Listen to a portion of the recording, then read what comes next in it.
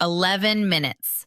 Hold that number in your head, because everything in this story, the records broken, the careers saved, the accusations thrown at FIFA, the staff member who had to be physically wrestled off a World Cup pitch before he reached Lionel Messi, everything spirals out from 11 minutes.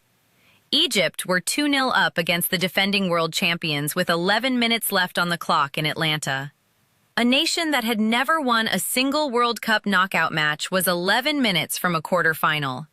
And Messi, beaten, dispossessed, publicly humiliated by a penalty save, was 11 minutes from walking off a World Cup pitch for the very last time as a beaten man.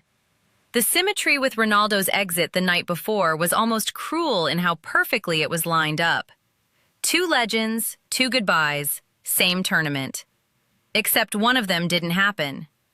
Before we get to the comeback, though, you need to understand who Egypt actually were walking into that Atlanta stadium. 100 million people obsessed with football, a nation that across 3 World Cup appearances had played 7 matches and won exactly none of them. 0. Under Hossam Hassan, they had beaten New Zealand and knocked out Australia on penalties to get here. They walked into this match with nothing to lose, and there is no more dangerous mental state in football. They played like it from the first whistle. Egypt pressed, snapped, refused to be intimidated by the shirt or the man wearing 10.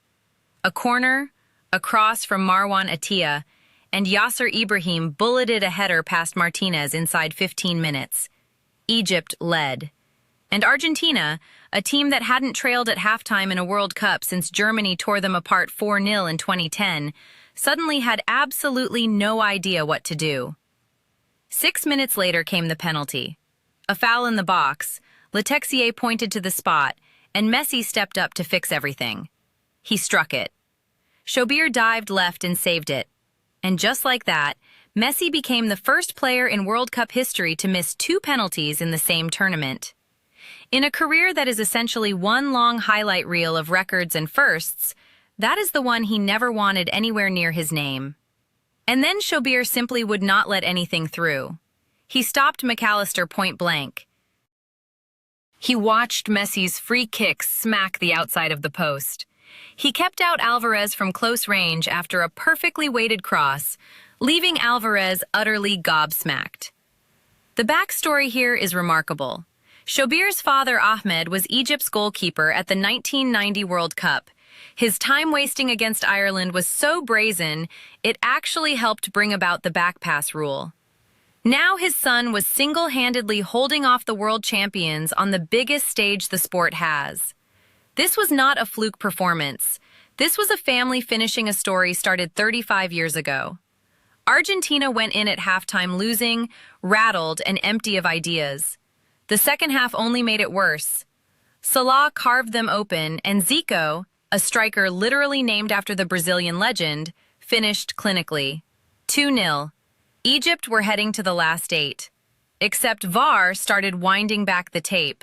And winding further still. The goal was disallowed for a shirt tug on Lisandro Martinez nearly 30 seconds earlier. And here, Egypt's argument deserves a genuine hearing, because it is serious. FIFA's referees had spent this entire tournament playing by one rule. Let the game flow, keep the tempo, don't stop play for routine contact. It worked. Fouls per game fell to 22.6, down from 25 in 2022 and 27 in 2018. Then, a VAR operator rewinds 30 seconds and scratches off a brilliant goal for a shirt tug and a clipped toe. Not a fabricated decision, technically, but a decision made by a completely different rule book to the one everyone had been playing under all tournament. If you love this kind of deep breakdown, subscribe, because this story is only getting more complicated from here. And here is the part that makes even that injustice feel like a footnote. 8 minutes later, Egypt scored anyway. Hassan left Molina for dead, cut it back, and Zico buried it again. And this time it stood. 2-0, official, no rewind. Atlanta was in shock. Egypt were 11 minutes from history. Then Scaloni made a substitution. Lautaro on for DePaul, Messi shifted to the right wing. In the middle, he had been smothered. 3 Egyptian shirts every time he touched the ball. Out wide, he found air. In the 79th minute, he floated across from that right channel, and Christian Romero rose above everyone to head it home. 2-1, game on. Moments later, Messi was threading through bodies on a mazy run he hasn't been able to produce in years, nearly setting up Lautaro. And then, in the 83rd minute, Egypt failed to clear their lines, and the ball dropped to Messi just inside the box. Half volley. Perfect technique under maximum pressure. Shobir got both hands to it, and it still flew into the roof of the net. Think about what that goal actually meant. His 21st World Cup goal, extending his own record, 8 at this tournament, 1 ahead of Mbappe and Haaland in the Golden Boot race. He also became the first player in history to score in 6 consecutive World Cup knockout matches. And he did it in the same match where he became the first man to miss 2 penalties in one tournament. The worst record in the sport, and the greatest record in the same 90 minutes. That is the most messy thing imaginable. But Argentina were not finished. 2 minutes into stoppage time, Salah went down in the Argentina box screaming for a penalty, claiming Alvarez had tripped him. The whistle stayed silent. Argentina broke immediately. Lautaro swung in a cross, Enzo Fernandez attacked it, and his header flew in for 3-2. The cruelest detail of all? It was Salah himself who lost possession in the move that killed his own country's dream. The same man who seconds earlier was screaming for a spot kick handed Argentina the counterattack that ended it. At full time, the match completely lost its mind. Messi walked toward the Egypt bench and exchanged words with Hassan.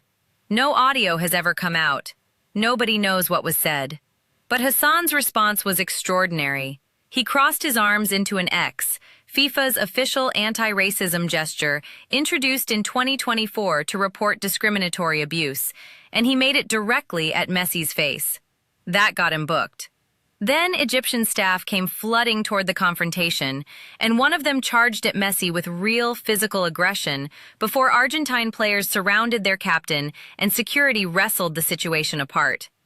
The staff member was shown a red card and escorted from the pitch. That is the most decorated footballer in history being physically rushed on a World Cup pitch seconds after one of the great comebacks. Hassan's post-match statement went further than anyone expected. His team had suffered injustice, he said. And then he went further, saying out loud what every Egyptian fan was already screaming. Perhaps they wanted Messi in the tournament. That Argentina received support at every level. Zico backed him, calling the injustice clear from the very start of the match. FIFA, asked to respond, said nothing. Now here's where this story forces you to hold 2 completely opposite truths at once. Because Argentina's comeback was not handed to them by officials, nobody gave Romero that header. Nobody put Enzo Fernandez in the path of that cross in the 92nd minute with a nation on his back. The disallowed goal was, by the strict letter of the law, a foul in the build-up, inconsistent with the tournament's philosophy, yes, but not invented. The Salah incident inside the box required a higher threshold to award a penalty, which is why no review was triggered. Roy Keane, who does not hand out compliments, called Argentina street fighters who simply would not die. He was right. Scaloni was so overwhelmed he couldn't finish his post-match interview. That is not a team carried by conspiracy. That is a team that refused to accept the ending written for them. But Egypt were wronged by an inconsistency that had nothing to do with conspiracy, and everything to do with a VAR system that applies different rules to identical contact depending on which side of a white line it falls. A shirt tug in open play, goal disallowed. An almost identical challenge inside the penalty area, not even reviewed. 1 yard of grass. That is literally the margin between Egypt surviving and Egypt going home. Try defending each decision individually, and you probably can. Try defending them together without flinching. You cannot. Messi was thrown in the air by his teammates at full time. They managed mercifully not to drop him. He was crying. Ronaldo's tears the night before ended his World Cup story for good. Messi's kept his alive. Argentina are into the quarterfinals in Kansas City, chasing something no team has managed since Brazil in 1958 and 1962. back-to-back World Cup titles.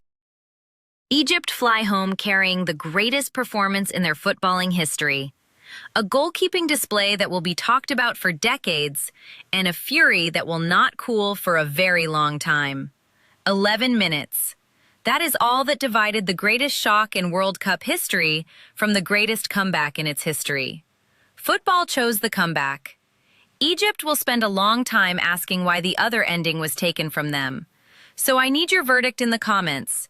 Greatest World Cup comeback ever, or the story of a team that was robbed? Because I genuinely cannot decide, and I want you to settle it. Drop your take below, subscribe if you want to stay for the quarterfinals, because this tournament has not finished surprising us yet.